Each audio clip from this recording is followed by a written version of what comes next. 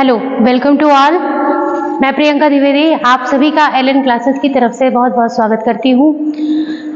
अभी तक हम लोगों ने एमए के पाठ्यक्रम को जाना कि सुहेल देव यूनिवर्सिटी से संबद्ध महाविद्यालयों में होम साइंस से एमए करने वाली छात्राओं को कौन कौन से पाठ्यक्रम को समझना है, क्या पढ़ना है, क्या तथ्य है, यह सब कुछ हमने सिलेबस में देख लिया था कि कितने पेपर्स हैं, उन पेपर्स में हमें क्या पढ़ना है, क्या फाइल है, क्या लघु शोध है, यह सब हमने सिलेबस में समझा था।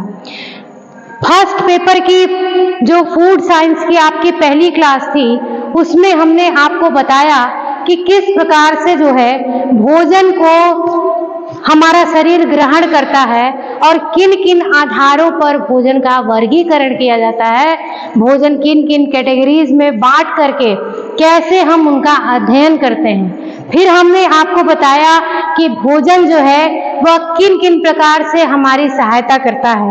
और आज आपके इस क्लास में मैं आपको यह बताऊंगी कि फूड साइंस के आपके यानी कि आहार विज्ञान के आपके जो फर्स्ट पेपर का सिलेबस है उसमें आपको कैसे आगे यूनिट वाइज बढ़ना है। फर्स्ट यूनिट में आपके आहार विज्ञान का परिचय पूछा गया है कि आहार विज्ञान है क्या। तो आहार वह है जो हम ग्रहण करते हैं, जो हम खाते हैं, हमारा शरीर उसे पचाता है, उसके पोषक तत्वों को अवशोषित करता है और हमारे शरीर में होने वाली विभिन्न क्रियाओं के संचालन में उससे प्राप्त एनर्जी को, ऊर्जा को उपयोग करता है। वही हमारा क्या होता है? आहार होता है। ऐसा नहीं है कि हमने कुछ भी खाया, कुछ भी पचा लिया या कुछ भी हमारे शरीर को एक्सेप्ट हो जाएगा, नहीं। हमारी बॉडी केवल उन्हीं भोज्य पदार्थों को एक्सेप्ट भी करती है जिनको वह पचा सकती है। अन्यथा आप देखिए, अगर आप कुछ भी ऐसा खा लीजिए जो आपके शरीर के लिए ठीक नहीं है तो आपको वोमिट हो जाएगी या फिर आपको गैस बनने लगेगी, आपको तकलीफ बढ़ जाएगी आपके शरीर के अंदर। तो कहने का मतलब ये है कि आपका जो आहार है वह कैसा होना चाहिए। पहले तो आप यह समझिए कि हमारा आहार जो है वह केवल दो ही स्वरूपों में हमारे समक्ष उपस्थित होता है, या तो वह ठोस होता है और या तो वह द्रव होता है। जब यह ठोस या द्रव किसी भी रूप में हमारे सामने आता है तो उसे कुछ शर्तें पूरी करने की योग्यता उसमें होनी आवश्यक है। जैसे हमारे शरीर द्वारा वह पचने योग्य हो, तब तो वह आहार है। वह हमारे बॉडी में अवशोषित हो सके, यानी कि उसमें जो उपस्थित पोषक तत्व हैं वह हमारा शरीर उसको क्या कर सके? अवशोषित कर सके। फिर उससे जो अवशोषित पोषक तत्व हैं वह हमारे खून में, हमारे रक्त में मिल करके हमारे रक्त के माध्यम से संपूर्ण शरीर में उसका परिवहन संभव हो ताकि वह कोशिकाओं तक पहुंच सके।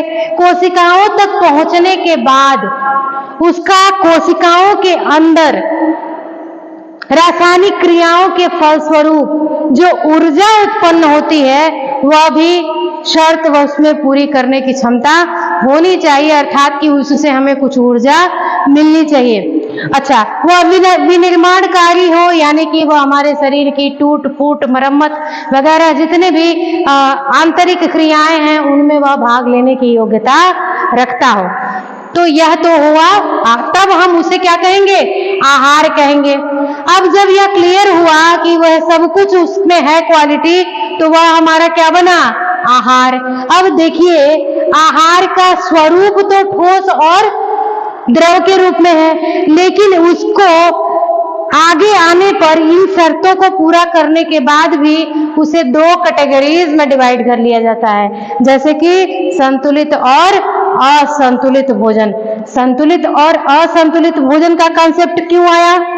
क्योंकि हम सभी जानते हैं कि प्रत्येक शरीर एक जैसा नहीं होता है। प्रत्येक व्यक्ति एक दूसरे से भिन्न है। उसकी शारीरिक बनावट, उसकी जो शारीरिक आवश्यकताएं, उसके अंदर ऊर्जा की खपत, ये सब कुछ क्या है? भिन्न है। तो सबकी आवश्यकताएं भी भिन्न होंगी। सबकी भिन्न भिन्न आवश्यकताओं को पूरा करने के लिए जो भोजन की मात्रा है या जो भोजन की फूड वैल्यू है जो उसका मूल्य है वह अलग अलग होना चाहिए। उदाहरण के तौर पर छोटे बच्चे का संपूर्ण पोषण केवल दूध से पूरा हो जाता है। उससे बड़े बच्चे अगर एक रोटी खाते हैं तो उनका पेट भर जाता है, 3, 4, 5 साल के बच्चे। उससे बड़े लोग अगर 2 रोटी खा रहे हैं तो पेट भर जा रहा है। एक खेत में काम करने वाले व्यक्ति को कम से कम 2700-2800 कैलोरी चाहिए। आपके दैनिक जो नॉर्मल काम करने वाले लोग हैं उनको 1500 से 1600 कैलोरी तक चाहिए। 2000 गर्भवती महिलाएं जो हैं उनको जो है वो 2800-2900 कैलोरी चाहिए। अच्छा, आवश्यकता, शरीर की बनावट, लिंग, ठीक है, इन सब चीजों के आधार पर भोजन को संतुलित और असंतुलित की कैटेगरी में डिवाइड किया जाता है। भाई अगर हमारे शारीरिक बनावट, लिंग, अनुपात, सब चीजों के आधार पर अगर भोजन परिपूर्ण है तो वह संतुलित भोजन की श्रेणी में आता है, और अगर वह उसमें नहीं है, उसमें कोई कमी है या अधिकता है तो वह असंतुलन की श्रेणी में आता है। संतुलित भोजन वह है जिसमें सभी पोषक तत्वों की मात्रा, शरीर की बनावट, लिंग, कार्य, शारीरिक संरचना, उम्र आदि के आधार पर पर्याप्त मात्रा में हो तो वह संतुलित भोजन है, और वह अगर पर्याप्त मात्रा में नहीं है, अधिक है या कम है, तो वह भोजन कैसा हो गया? असंतुलित भोजन हो गया।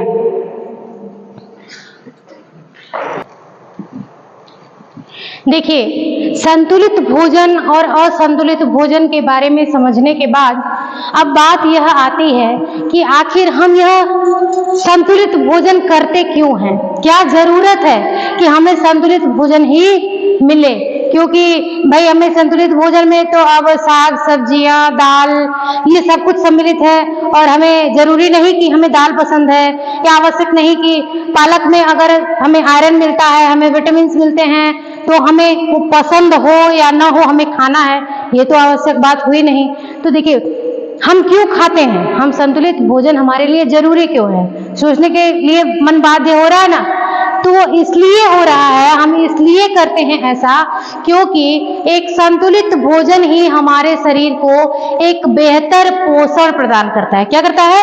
एक अच्छा पोषण देता है। अच्छा पोषण और खराब पोषण, ये भी दो बातें हैं। अच्छा पोषण मिलेगा, हमारा शारीरिक स्वास्थ्य अच्छा होगा, हमारे आंतरिक अंग सुचारू रूप से कार्य करेंगे, किसी भी प्रकार की आंतरिक समस्या उत्पन्न नहीं होगी, हमारे शरीर में किसी भी प्रकार के रोग उत्पन्न नहीं होंगे। एक स्वस्थ जीवन जीने के लिए एक अच्छा पोषण होना आवश्यक है। अगर हमें खराब पोषण प्राप्त होता है तो हमारे शरीर की दैनिक आवश्यकताएं पूरी नहीं होती हैं। तो जब शरीर में पोषक तत्वों की आवश्यकता पूरी नहीं होगी तो आपका शारीरिक विकास के साथ साथ आपका मानसिक विकास भी रुकेगा, बाधित होगा, चिड़चिड़ापन होगा, गुस्सा होगा, काम करने की क्षमता आपकी घटेगी, तमाम तरीके की परेशानियां आपको सहनी पड़ेंगी। तो देखिए, यहाँ पर आप देख सकते हैं कि संतुलित भोजन जो है वो हमें एक बेहतर पोषण प्रदान करता है, और एक अच्छा पोषण हमारे स्वास्थ्य का पूरा ख्याल रखता है, पूरा ध्यान रखता है, और हम एक या कोई भी व्यक्ति, एक मानव शरीर अच्छे स्वास्थ्य की उपस्थिति में ही अच्छा कार्य करने की योग्यता रखता है। अगर अच्छा कार्य करने की योग्यता नहीं होगी तो फिर आपका जीवन इसी तरीके से व्यतीत होगा और आप अपनी दैनिक दिनचर्या भी पूरी नहीं कर पाएंगे। बाकी आपके जीवन के उद्देश्यों को पूरा करना तो असंभव सा ही है। अब देखिए, अब हम यहाँ पर देख रहे हैं कि संतुलित भोजन के द्वारा हमें अच्छा पोषण प्राप्त होता है, और अच्छे पोषण से ही हमें अच्छा स्वास्थ्य मिलता है। यानी कि सब कुछ किस पर डिपेंड है? हमारे पोषण पर डिपेंड है। जैसा हमारा पोषण होगा वैसा ही हमारी क्षमता विकसित होगी, वैसे ही हमारा जीवन होगा। अब इस पोषण को इतने महत्वपूर्ण बिंदु पर आने के बाद हम देखेंगे कि पोषण कितने प्रकार का होता है। एक होता है सुपोषण और दूसरा होता है कुपोषण। अब सुपोषण का क्या मतलब है, जिसको भी समझने के लिए दो भागों में बांट लिया गया है। एक तो है आपका संतुलित और दूसरा क्या है? पर्याप्ततम। तो संतुलित के बारे में तो अभी आपने 2 मिनट पहले ही पढ़ा कि संतुलित भोजन वह भोजन है या संतुलित पोषण वह पोषण है जिसमें एक व्यक्ति की उम्र, कार्य, सेक्स, शारीरिक बनावट इत्यादि के आधार पर उसके लिए आवश्यक पोषक तत्वों की मात्रा उनके भोजन में पर्याप्त रूप से बैलेंस, यानी कि बराबर जितनी जरूरत है उतनी मात्रा उनके भोजन में उपस्थित हो, तो हम उसे क्या कहेंगे? हम उसे संतुलित भोजन कहेंगे। वहीं पर सुपोषण की कैटेगरी में एक और भोजन की श्रेणी है जिसे हम पर्याप्ततम पोषण के नाम से जानते हैं। अब पर्याप्ततम पोषण क्या है और इसकी अवधारणा कहाँ से विकसित हो गई?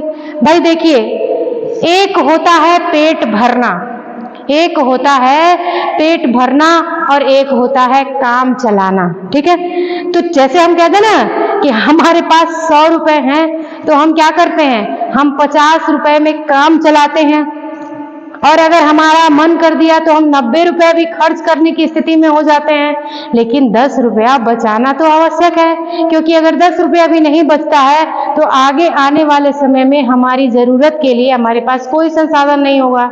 उसी प्रकार से यह 50 रुपए वाली जो व्यवस्था है वो कहाँ आ जाती है? संतुलित, यानी कि हमारे शरीर की जरूरत कितने में पूरी हो रही है। अब उदाहरण है यह कि अगर जरूरत 50 रुपए में पूरी हो रही है तो हम 50 रुपए में अपनी जरूरत पूरी करेंगे। लेकिन अगर हमारे पास 100 रुपया है तो हमने क्या किया? हमने 70-80 रुपए खर्च कर दिए, यानी कि 30 रुपए और बढ़ा लिए, और हमारी व्यवस्था या हमारा जो काम है वह और ढंग से हो गया, अच्छी तरीके से हो गया। तो यानी कि आप अगर भोजन के कॉन्सेप्ट में आते हैं या पोषक तत्वों के कॉन्सेप्ट में आते हैं तो संतुलित का मतलब है जितना आवश्यक है उतना होना, और पर्याप्ततम का मतलब है आवश्यकता से 50% अधिक होना, यानी कि आपके शरीर की जो आवश्यकता है उससे 50% अधिक पोषक तत्व जब आपके शरीर में स्टोर हो जाता है, स्टोर होने लगे, तो उसे ही हम पर्याप्ततम भोजन की श्रेणी में रखते हैं। ऐसा क्यों होता है? मैंने अभी आपको छोटा सा उदाहरण दिया कि चूंकि हम सभी बचत के कॉन्सेप्ट पे विश्वास करते हैं तो हमारा शरीर भी करता है। शरीर जितना पाया उतना खर्च नहीं करता है, थोड़ा बचा कर रखता है कि इन केस अगर कभी किसी दिन समय पर उचित मौके पर हमारी आवश्यकता पूरी नहीं हुई तो उस छोटे छोटे भाग से जो संचित अपनी पोषक तत्व निधि रखी गई है उससे शरीर की जो आवश्यकता है उसको पूरा किया जाए। जैसे कि व्रत में, अब हम व्रत रहते हैं तो हमारा शरीर काम करने के योग्य तो नहीं रहेगा, क्योंकि अगर हमारा शरीर जितना पाता उतना ही में काम चलाता और बाकी वह संचित नहीं रखता तो व्रत वाले दिन तो इंसान मर ही जाए, क्योंकि शरीर में तो कुछ है ही नहीं, तो फिर आगे की क्रियाएं कैसे होंगी? चलिए, अगर आप ये कहते हैं कि व्रत के दिन काम नहीं करेंगे तो आवश्यकता क्या है ऊर्जा की? भाई ठीक है, एक्सटर्नल काम की जरूरत नहीं है, लेकिन आपकी बॉडी के अंदर जो आपके इंटरनल ऑर्गन्स काम कर रहे हैं उनको एनर्जी कहाँ से मिलेगी? उनको एनर्जी इसी पर्याप्ततम पोषण के संचित व्यवस्था से प्राप्त हो जाती है। ठीक है, तो यह आपका एक हो गया सुपोषण। दूसरा आपका है कुपोषण। कुपोषण का मतलब है, इसको 3 भागों में बांटकर पढ़ा जाता है। एक होता है अति पोषण, दूसरा है अल्प पोषण और तीसरा विशिष्ट पोषण। जैसा कि आप सभी को पता है कि हमारे भारत देश में आजकल ओबेसिटी बहुत बढ़ गई है, मोटापा बहुत ज्यादा बढ़ गया है। ठीक है, तो हमारा भारत जो है वो दोहरा भार उठा रहा है, पोषण से संबंधित समस्याओं का दोहरा भार उठा रहा है। एक तो आधे लोग जो हैं वो 2 वक्त की शुद्ध रोटी भी खाने को उनको नहीं मिल रही है, वह भूखमरी से मर रहे हैं, और आधे लोग खा खा के मर रहे हैं। भाई इतना अधिक खा रहे हैं कि उनको काम कुछ करना नहीं है, बैठ के खाना है, तो वह उनका पाचन भी कंप्लीट नहीं हो रहा है, उनको 50 बीमारियां हो रही हैं। तो कहने का मतलब कि कुपोषण से जो स्थितियां उत्पन्न होती हैं उनको 3 भागों में बांटा गया है। अति पोषण, जैसे कि आपका कोई भी भोज्य पदार्थ, पोषक पदार्थ इतनी अधिक मात्रा में उपस्थित होना कि वह आपके शरीर में ओबेसिटी और रोगों के रूप में संचित होने लगना। अल्प पोषण मतलब कि आपको भोजन कम मिलना या किसी को भी उसकी आवश्यकता के अनुरूप भोजन न मिलना, जैसे कि उसको बीमारियां होना। अब जैसे देखिए कि रिकेट्स होना, क्वाशरक्योर होना, मरस्मस होना, ये सभी क्या है? ये सभी अल्प पोषण का रिजल्ट है। विशिष्ट पोषण ये क्या होता है? जब किसी विशेष पोषक तत्व की कमी हो जाती है या अधिकता हो जाती है और उससे संबंधित रोग उत्पन्न होने लगते हैं, उसी को हम क्या कहते हैं? उसी को हम कुपोषण की विशिष्ट पोषण स्थिति कहते हैं। तो अर्थात मैंने आपको क्या समझाया कि आपके शरीर के लिए जिस संतुलित भोजन के कॉन्सेप्ट पे हम बात कर रहे हैं वह क्यों आवश्यक है? हमारे अच्छे पोषण के लिए आवश्यक है। यह क्यों आवश्यक है? भाई हमारे स्वास्थ्य को अच्छा रखने के लिए, और हमारा स्वास्थ्य अच्छा हो यह क्यों आवश्यक है? यह हमारे उच्च कोटि के जो हमारी क्षमता है, ठीक है, हमारी अच्छी कार्य क्षमता के लिए आवश्यक है। समझ में आया? क्लियर हुआ? अब देखिए, अब ये बात जब स्वास्थ्य पर आती है तो सब कुछ टिका है हमारे पोषण पे। तो जब पोषण पे टिका है तो कितने प्रकार से पोषण हमारे शरीर में काम करता है? यह दो प्रकार का काम करता है। एक होता है सुपोषण, दूसरा होता है कुपोषण। सुपोषण की स्थिति को भी दो भागों में बांटा गया है। जब सब कुछ बिल्कुल संतुलित मात्रा में है, जरूरत जितनी है केवल उतना है, तो उसे हम संतुलित पोषण कहेंगे। और जब हमारे आवश्यकता से 50%, कितना? 50% जब अधिक है और वह संचित हो रहा है तो वह पर्याप्ततम की स्थिति होती है। वही कुपोषण की बात करें तो कुपोषण को हम 3 भागों में बांटकर पढ़ते हैं: अति पोषण, अल्प पोषण और विशिष्ट पोषण। अति पोषण किसी भी चीज को ज्यादा खा लेना, जैसे कार्बोहाइड्रेट की अधिकता, ओबेसिटी, या आप फैट की अधिकता तो भी ओबेसिटी। आप देखिए ये जो स्किन से रिलेटेड बीमारियां होती हैं, या फिर आप ऐसे देख सकते हैं कि जो विषाक्तता होती है शरीर में। अब 2 चीजें होती हैं इससे, एक तो ओबेसिटी, मोटापा होता है, और एक आपका विषाक्तता होता है। विषाक्तता ये दोनों भी कैटेगराइज हैं।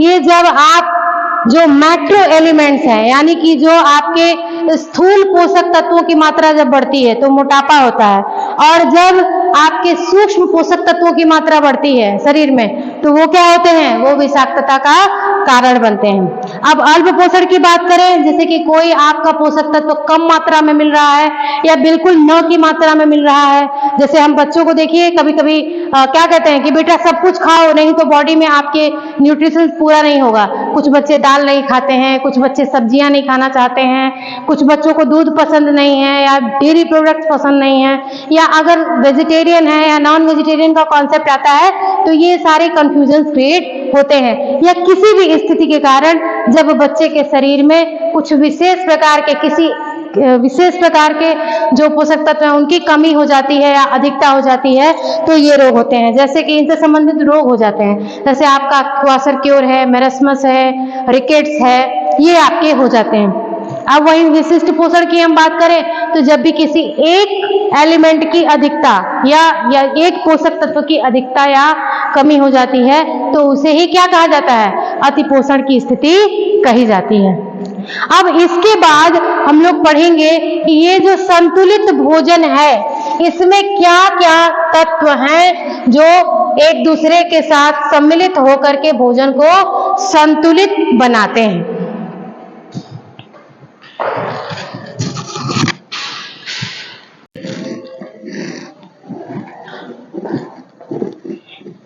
देखिए, अभी मैंने कहा कि हम संतुलित आहार में वो कौन कौन सी चीजें हैं, वो कौन कौन से पोषक तत्व हैं जिनको बैलेंस में होना जरूरी है। बैलेंस में होना तो हमने समझ लिया क्योंकि हम संतुलन की बात कर रहे हैं, लेकिन उस संतुलन में ऐसे कौन कौन से घटक हैं जो इस संतुलन को बनाते हैं। तो देखिए, यह कुल 6 हैं: कार्बोहाइड्रेट, प्रोटीन, वसा, विटामिन, खनिज, जल। ये 6 मिलकर के हमारे आहार को क्या करते हैं? आहार के स्वरूप में बनाते हैं। आप यूं कहिए कि यही वह 6 तत्व हैं जो हम आहार के रूप में ग्रहण करते हैं। चाहे हम कुछ भी खा लें, एनीथिंग, चाहे वह जंतु जगत से प्राप्त हो, चाहे वह पादप जगत से प्राप्त हो, हमें कहीं से भी प्राप्त हो, हम जो कुछ भी ग्रहण करते हैं उनसे हमें केवल यही 6 तत्वों की प्राप्ति होती है। ये 6 तत्व 3 भागों में आप बांट करके पढ़ सकते हैं। देखिए, स्थूल पोषक तत्व वो होते हैं जिनका हमारे थाली में अधिकाधिक मात्रा में उपस्थिति होती है। भारतीय थाली की बात करें तो जो स्थूल पोषक तत्व हैं इसकी मात्रा 60 to 70% होती है। हमारी थाली में जो कार्बोहाइड्रेट, प्रोटीन और फैट होता है, इसकी जो मात्रा होती है वह 60 to 70% के लमसम पाई जाती है। इसको हम मुख्य भोजन बनाते हैं। जैसे हम थाली परोसते हैं तो हम चावल और रोटी की मात्रा अधिक रखते हैं और दाल उससे कम दाल रखते हैं और सबसे कम मात्रा में क्या रख लेते हैं, और सबसे कम मात्रा में सब्जी रख लेते हैं। क्यों? आप देखिए, क्योंकि हमारे यहाँ यही कॉन्सेप्ट चलता है कि हमें इसी तरीके से अपनी थाली को सजाना है। लेकिन अभी आप देखिए तो बाकी अगर आप जब विदेशों में जाइएगा तो आपको समझ में आएगा कि सबकी थाली भारत की जैसी नहीं है। आप यूरोपीय देशों में जाइए तो वहाँ लोग बिना तेल मसाला मिर्च का बिल्कुल बॉइल्ड भोजन खाना पसंद करते हैं। या आप चले जाइए समुद्र के किनारे, जितने भी कंट्रीज हैं वहाँ पर लोग सी फूड को ज़्यादा प्रेफरेंस देते हैं। मछली, सैलेड, लेट्यूस, पता नहीं क्या क्या बहुत सारी चीज़ें खाने को मिलती हैं। आप देखिए सब जगह की थाली, सब जगह का भोजन बहुत वैरायटी रखने वाला है। जब हमारे अकेले के भारत में इतनी वैरायटी है तो विश्व की तो बात ही अलग है। लेकिन चाहे कोई कुछ भी खा ले, चाहे भारत में या पूरे विश्व में, मिलता क्या है? मिलते केवल यही 6 पोषक पदार्थ हैं। यही हमारे शरीर को ग्रहण योग्य हैं, इसी को हमारा शरीर एक्सेप्ट करता है। इसी से प्राप्त होने वाले जो रासायनिक तत्व हैं या जो रासायनिक अणु है वही हमारे शरीर में क्रियाओं में भाग ले पाते हैं। कार्बोहाइड्रेट, प्रोटीन और वसा ये हमारे स्थूल पोषक तत्व हैं जिनकी मात्रा हमारी थाली में 60 to 70% होती है। दूसरा है आपका सूक्ष्म पोषक तत्व, जैसे आपका विटामिन और खनिज लवण। विटामिन हमें कहाँ से प्राप्त होते हैं? भाई विटामिन हमें हमारे फ्रूट्स एंड वेजिटेबल्स से प्राप्त होते हैं। इनसे प्राप्त होने वाले जो एंटीऑक्सीडेंट्स हैं वो हमारी बॉडी में जाकर एंटीबॉडीज के साथ मिल करके हमारे प्रतिरक्षा तंत्र को मजबूत बनाते हैं और उनकी बहुत सूक्ष्म मात्रा की आवश्यकता हमारे शरीर को होती है। जैसे खनिज लवणों में आप देखिए मैग्नीशियम, फास्फोरस, कैल्शियम, ये आयोडीन, लौह तत्व, इन सभी चीजों की आवश्यकता हमारे शरीर को होती है। हम पढ़ेंगे खनिज में ये सारी चीजें हम पढ़ेंगे। आपका विटामिन भी आपको पता है कि 2 प्रकार का होता है, जल में घुलनशील और वसा में घुलनशील, है ना। तो उसको भी कैटेगराइज करके जब हम आगे पढ़ेंगे, विटामिन का सेक्शन पढ़ेंगे तो हम उसमें पूरी डिटेल में पढ़ेंगे। और बात रही जल की, तो आपको तो पता ही है कि हमारे शरीर में जो 90% भाग है वह जल से निर्मित है। हमारे शरीर में ये जो रक्त दौड़ रहा है, हमारे आंतरिक अंग कार्य कर रहे हैं, या हमारे बॉडी की, हमारी मसल्स की, ये जो आप फ्लेक्सिबिलिटी देखते हैं या जो एडजस्टमेंट देखते हैं या जो आप सुडौलता देखते हैं, ये सब भी जल के कारण ही है। अगर जल हमारे शरीर में नहीं होगा तो हमारे शरीर में किसी भी प्रकार की जो क्रिया है उसका संचालन संभव नहीं है, क्योंकि कोई रेगुलेशन ही नहीं होगा। कोशिकाओं तक कोई भी जो पोषक तत्व या पदार्थ या कुछ भी उनका आदान प्रदान होगा ही नहीं। जो मेन मीडियम हमारी बॉडी का है ब्लड, उसमें जल ही है जो एक स्थान से दूसरे स्थान तक परिवहन का कार्य करता है। इसलिए ये सभी हमारे शरीर को जीवित रखने के महत्वपूर्ण तत्व हैं। अब कल की क्लास में हम लोग कार्बोहाइड्रेट को पढ़ेंगे, क्योंकि आपके सिलेबस में आपके आहार विज्ञान के जो मुख्य घटक हैं इनसे संबंधित जानकारी महत्वपूर्ण तौर पर लेना आवश्यक है। तो कल की क्लास आपकी कार्बोहाइड्रेट की होगी और कार्बोहाइड्रेट से स्टार्ट होगा आपका पोषक तत्व।